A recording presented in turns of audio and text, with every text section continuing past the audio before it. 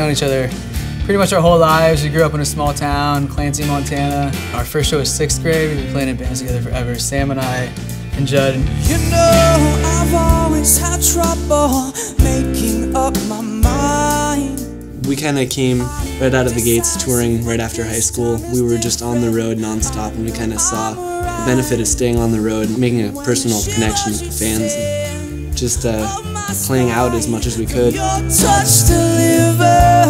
Started playing shows all over the state and booking shows, you know, for the Northwest to start. Started doing the whole country and kind of picked up and moved to LA.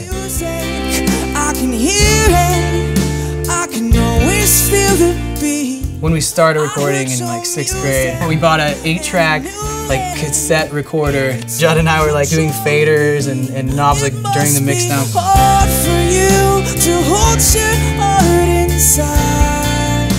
We always self-produced, self-recorded everything we've ever done. Everything is completely our ideas. It's completely handmade and created by us. We're very picky, and it takes us, you know, a little longer than we want sometimes. But at least we're happy. We're not like stuck with a recording that we're, you know, like okay, it's good enough. It's kind of been like we're sitting on it long enough where we're like, okay, this is awesome. Every note is so difficult when you're watching me. We were called Goodnight Sunrise for about 5 years, and we played, you know, almost 400 shows around the country as that name, and it was kind of a big commitment to say, let's drop it and, you know, not necessarily scrap what we've done, but make it something bigger and better. We changed the band name. I moved to LA. We have a new member. So I start listening. Your heart makes music. When you're young, it's not about, you're not thinking about money, and you're not thinking about how am I, you know, how is this going to help feed me? Yeah, how am I going to pay rent? Exactly. Yeah. But as, you know, we got older, and, you know, we decided to make this a career choice.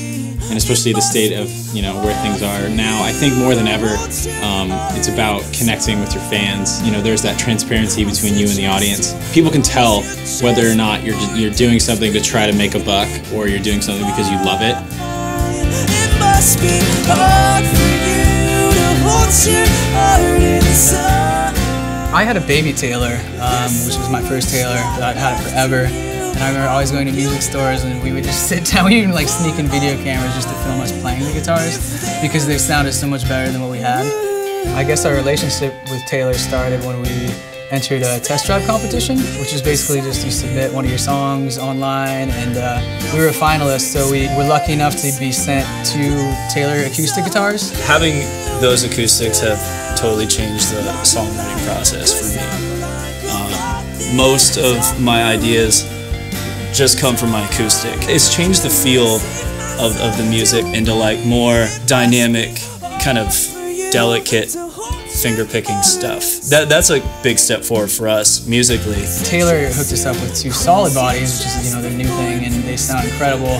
They stay in tune like better than any guitar I've ever played on stage. I mean, I can just kind of trust the guitars now and let them do their thing. I mean, I rarely ever go out of tune. They always sound great. It's intonated like perfectly. The guitar's set up great. So, I mean, compared to the other stuff I used to play out on the road, it's just like night and day. It's just been relaxed and stress-free now that I can just lay back and be like, okay, you know, my guitar's gonna sound great no matter what.